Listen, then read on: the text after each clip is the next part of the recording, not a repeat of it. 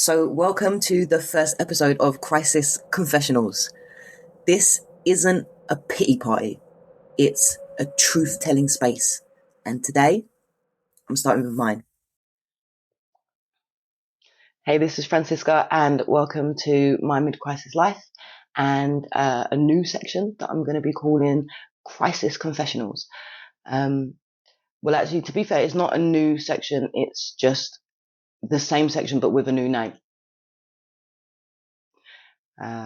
Midlife crisis, crisis confessionals. I don't know. I was really proud of myself for my my lyrical prowess with that one. I don't know. Do you like it? I don't really care whether you like it or not. I like it. I think it sounds good. So today, okay, I wanted to talk about why it is that I called this section Crisis Confessionals. Beyond obviously its literary genius, and what is likely to be, I hope, good marketing, right? But no, there's a reason. There's a reason. So, growing up in my household, it was difficult, to say the least. I had two parents who probably, in the big scheme of things, should not have had kids, in all honesty. And I think it's a difficult thing to talk about because I was never starved. I was never beaten. I was never locked under the stairs. I was never scarred on my body. There's a lot of those kind of like really extreme traumatic events. You know, I was like never left at home alone or didn't know where my parents were. Like that sort of stuff never happened to me. But what I did have is I had a mother who not only was she really emotionally unavailable, so she was really physically unavailable. We didn't have any hugs. We weren't held, we weren't told they're there, things are going to be okay. We couldn't go to my mum to get that kind of like physical closeness that all kids need. We didn't have that. And we didn't really have like any kind of like verbal affirmation either. So she wasn't really a person to say well done or give encouragement or reassurance. She never ever said I love you, ever. It took a 5-year long campaign on my behalf of me constantly telling my mum, I love you, I love you, I love you. For her to go from just being like, just really uncomfortable, to being like, yes, okay, to then be like, thank you. And then she started saying, yes, you too. To then finally being able to say, yep, love you too. Still never, ever says it first. But anyway, it's not the point. So we didn't really have that in my childhood. And on top of that, it was like, I wouldn't say my mum was cruel, but she was definitely really mean. And it wasn't like she took glory or she took gratification in being mean or being cruel in the ways that she was, it was that she didn't really feel anything about it. So she could say and do the most hurtful things, the most horrible things, and make you feel like you were absolutely worthless to her.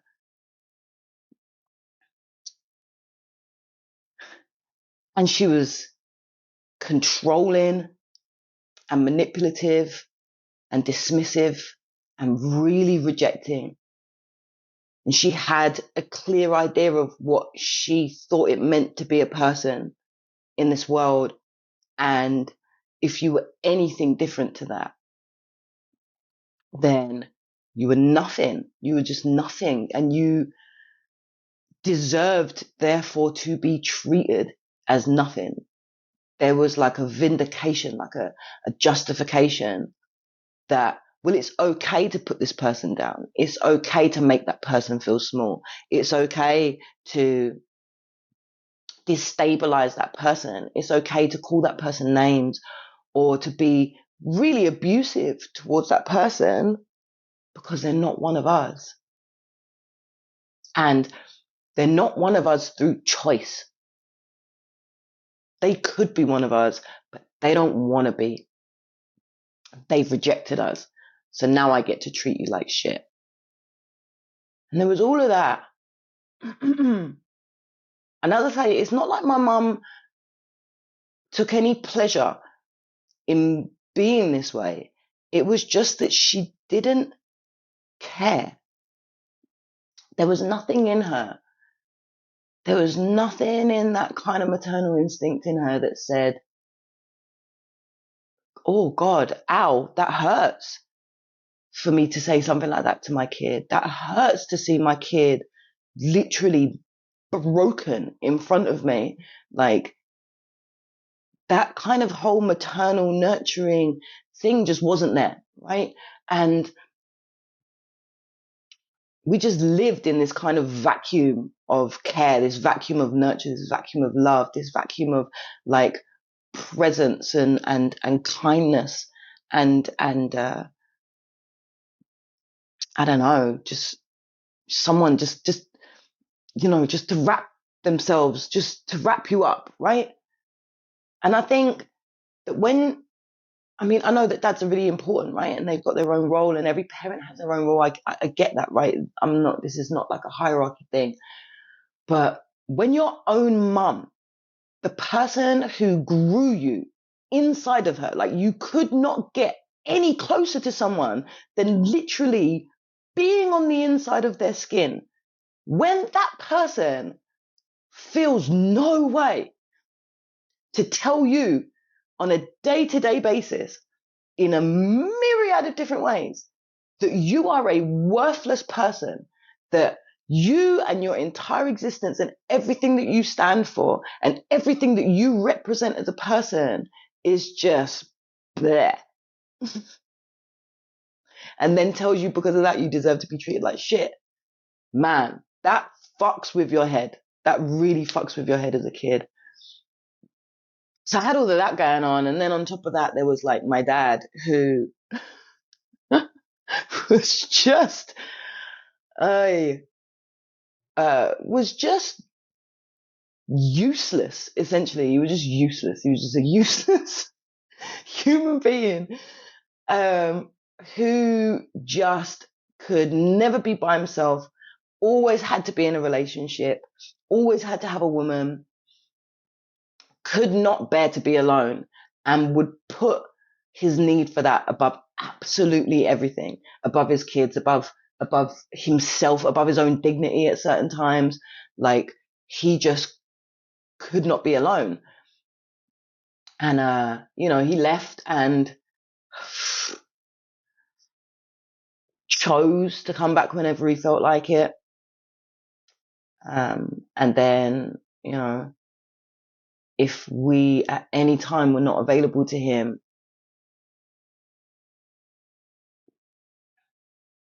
just, I don't know, like, berated isn't even the word. Like, the venom and the aggression that came from my dad whenever you didn't do what he wanted you to do was just insane. You know, he disowned me more times than I can even count, starting from 6 years of age because my grand's birthday card turned up a day late. Didn't see us for 6 months. Banned me from his wedding because his wife didn't want me there. Didn't talk to me for 3 years because I wouldn't stop my son from seeing his dad. And then on top of it was like really, really controlling and really manipulative, and spent the first 12 years of my life trying to win the war. Like, there was war. They were at war. He was at war. He was a colonel at war and we were his soldiers, and he would send us home like just absolutely batshit crazy and fill our heads with madnesses and let us read court documents and affidavits and statements from people, and then send us home to my mom to challenge her about all these things. You know, these were his tactics. And then when he finally won the war, and my mum had a breakdown and she lost her shit and she sold our house while we were gone for the week and disappeared into the fucking nether region, and then went on a holiday that we were supposed to go on, and then sent us a postcard saying, wish you were here. And he finally fucking won us. He dumped us at my grand's house because his girlfriend, who had been on his side and, you know, second lieutenant and all the rest of it throughout the battle, didn't fucking want us. And then he spent the next 3 years of my life reminding me that he had sacrificed his whole life for us. And I remember being covered in spit from like 2-hour-long rants where he would tell us how worthless and how useless and how ungrateful we were as children, because he gave up his life for us, because he gave up his relationship for us, because he gave up his other children for us, all 6 of them, all 4 of them.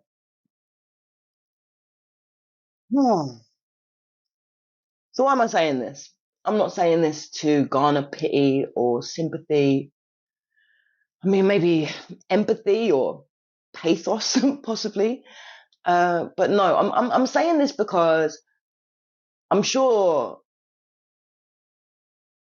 you can acknowledge, right, that growing up with parents like that, it wasn't really a household that necessarily fostered the ability, the safety needed to be able to speak your mind. Not only were my parents ridiculously controlling, really critical, really manipulative, really cruel and unkind, really emotionally abusive and emotionally neglectful. Not only was all of that going on,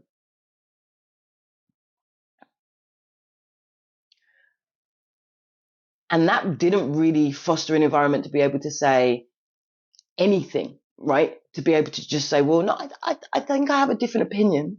I don't think I agree with that, right? But also, it just didn't make a safe environment to be able to say, like, I'm struggling. I need some help. I need your help.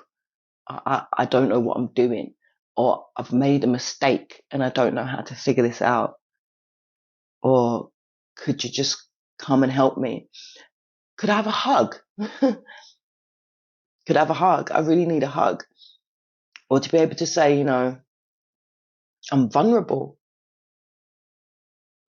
To be vulnerable. There was no safety to be vulnerable. And when I think about like this title, Crisis Confessionals, when I think about confessional, I think about the fact that, you know, it kind of falls into that category of like confessing a secret, or like going to confessional. to tell a priest, to confess to a priest, right? And it's got all of these like guilty and shameful, someone was calling me. It's got all these guilty and shameful connotations about it. It's something that you're not supposed to have done, right? That you have to confess to, or something you don't want anybody else to know, right?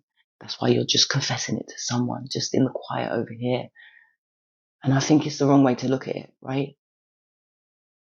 I think that if we can start with confessing to ourselves, being honest with ourselves, being truthful with ourselves about what it is that we're going through, about saying, actually, I kind of fucked up there, really made the wrong decision there, like, or God, man, that was really difficult, or wow, I really don't know what I'm doing in this situation, or being able to say, I need some help.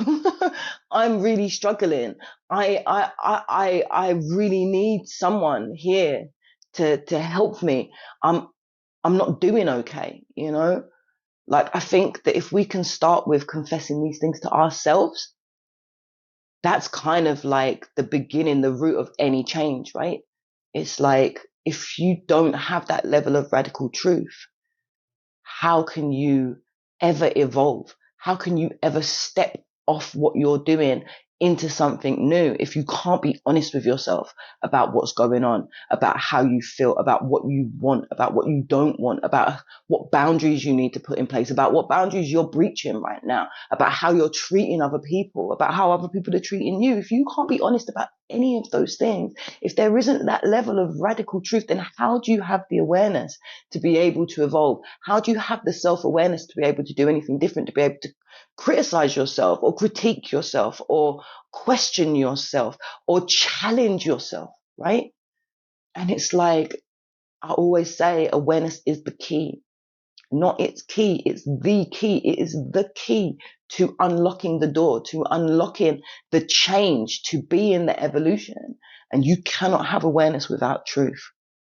And you cannot have truth without honesty, without confessing these things to yourself. And what I'm really, really hoping is, I'm really hoping that if I can do it here in front of you for everybody to see,